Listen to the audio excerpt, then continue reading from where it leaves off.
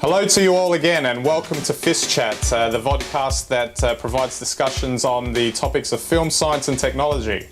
My name is Ben Warner, and I'm joined again by the affable and always interesting Stephen Kern. How you doing there, Steve? How's it going well, glad today? I'm always interested. Always love those insights. That's right. And we're going to have a few insights today, I'm sure. Absolutely. So today we're going to be talking about the iPad 2, which was just recently released, and specifically we're also going to be talking about this concept of the post-PC era, which Steve Jobs conned in the Apple keynote when he actually announced the iPad 2. So I guess starting off, if we look at the iPad 2 to begin with, what were your first thoughts on it, Steve? iPad 1.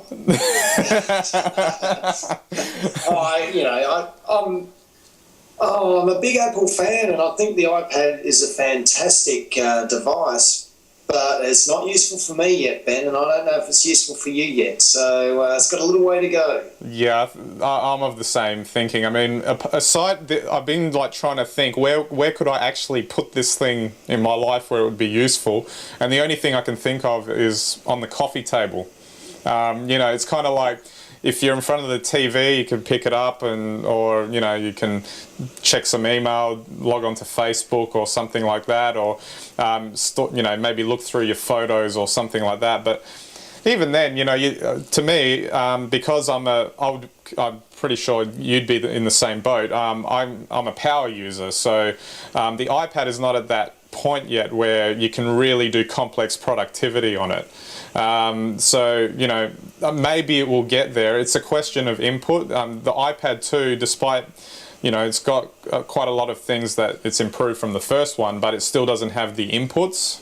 Yeah. And this is something that I'll probably get to later, but for something that is classified as a post-PC device, I'm a little amazed that you still have to plug it into a Mac or a PC to actually get the full functionality out of it.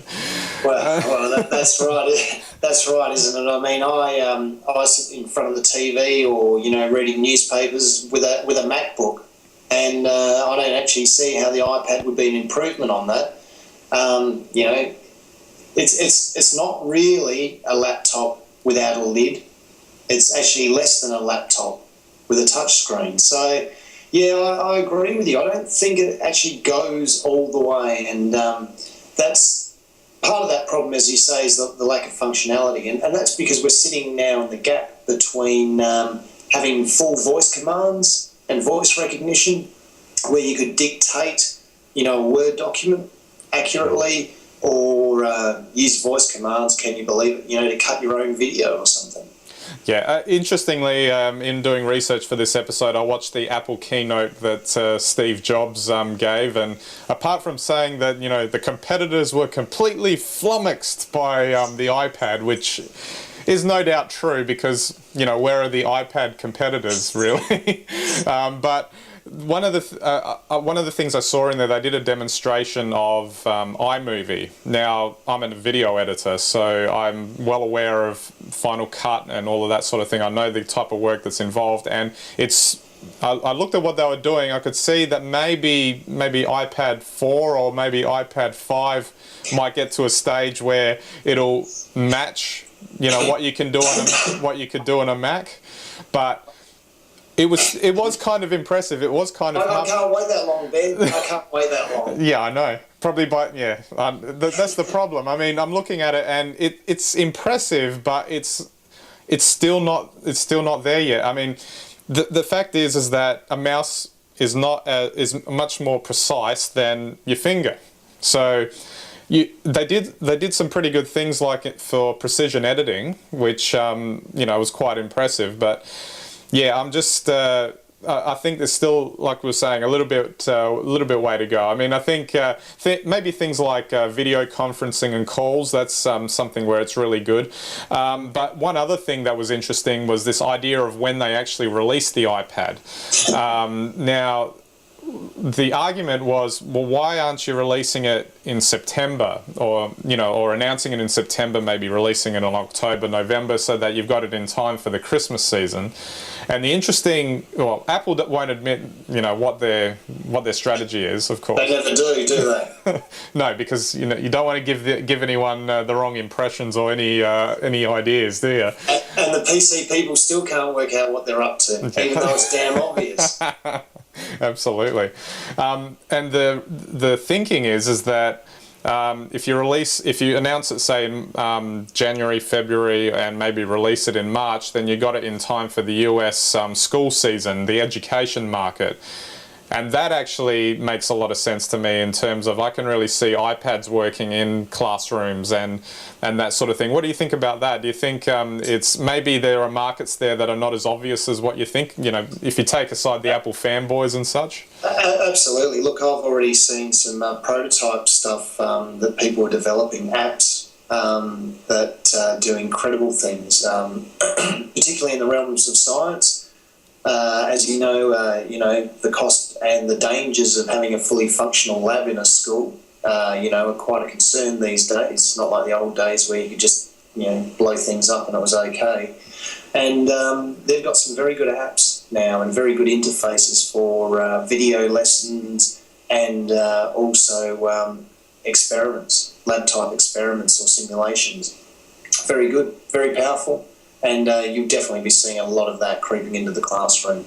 I mean, it's really good as that interface device, even like for, writing things, and like you said, if they can get dictation coming up as well, that, something that can really put in for, something that you can like write documents by speaking them, that kind of stuff. But I'm not really convinced, Ben, by a lot of this. I mean, does anyone remember the Apple Newton?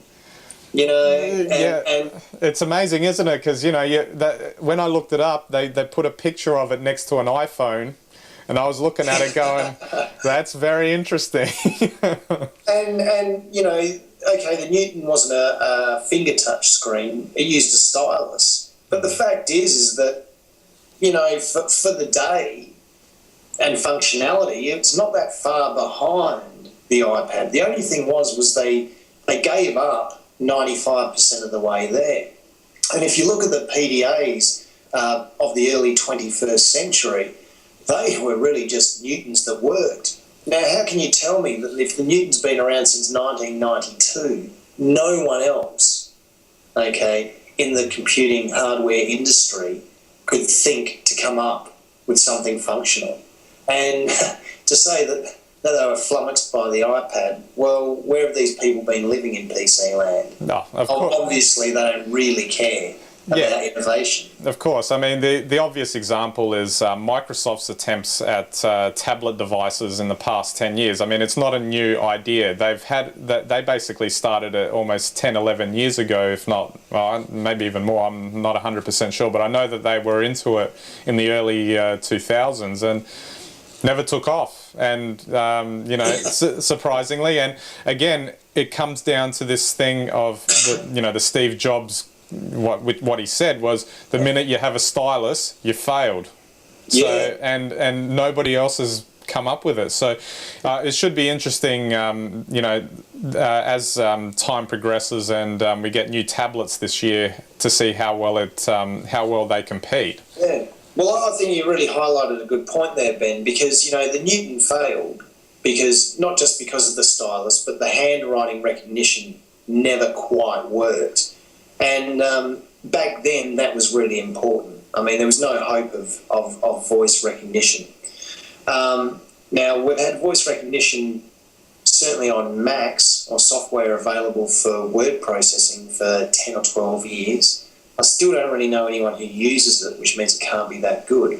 And then if you step forward to the modern day where you've got the iPad, while the touchscreen is very good, I think the gap now is not so much, handwriting recognition as it is voice recognition.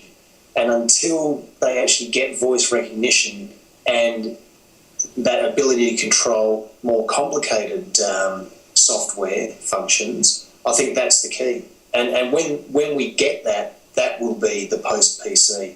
Until then, really, they're just laptops without lids. Yeah, absolutely. So, but now just moving on, I want to actually spend a bit of time on this idea of the post-PC device as a definition, because to me that suggests that PCs are no longer part of the equation. Maybe that's just my interpretation of it. But as I said before, you still need a PC to make, or a Mac. Well, obviously a Mac will work better because it's an Apple device. You need to have those things in order to get the full functionality out of the device. So it's dependent on it. Now, I don't see how I could maybe see that happening 5-6 years down the track. I mean, that's I think that's fair even for Apple's standards of pushing things forward. But I just don't see it as a post-PC device. The only justification I can see of them saying that it is to get people in the mindset. That's what that's I agree about. with you. Yeah. Yeah, I think that's exactly what they're doing. And I think, just to go back to the Newton, I think, as Apple always has, they're working with that amount of foresight. So they're really looking into the future. I think if they were really pressed, they'd probably admit that the iPad is only a stepping stone to post-PC and not really post-PC. But I agree with you, it's still some way down the track. And I think if you wanted a definition of post-PC, okay, it would have to be minus the keyboard. It would have to include voice recognition, and I believe it would have to have functionality that is nothing like we actually even anticipate now. Or imagine as well. I would say. I think so. I think you're looking at a whole interface between phones. So your iPhone, iPad, and your PC are all going to be the same thing. I think that's the post-PC world where it all comes together. And it's small, it's light, and it's just as powerful as having a Mac Pro tower. Yeah, absolutely. So I guess we can pretty much come towards the end of our little chat there.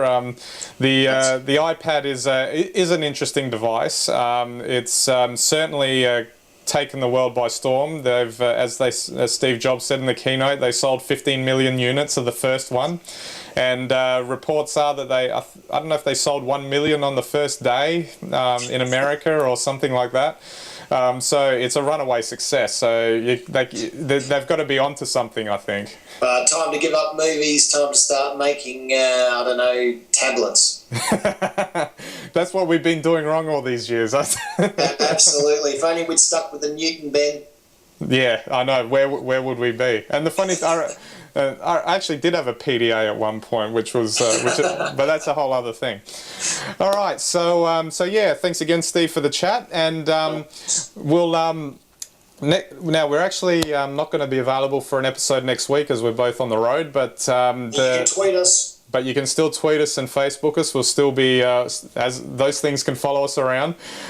So that's all good. And the topic that we'll come back to in about a fortnight is art versus business in filmmaking. Now, this is something that a lot of filmmakers and film financiers, there's a bit of a struggle there. So that'll be quite an interesting thing to look at. So until then, we'll catch you then. See you later, everyone.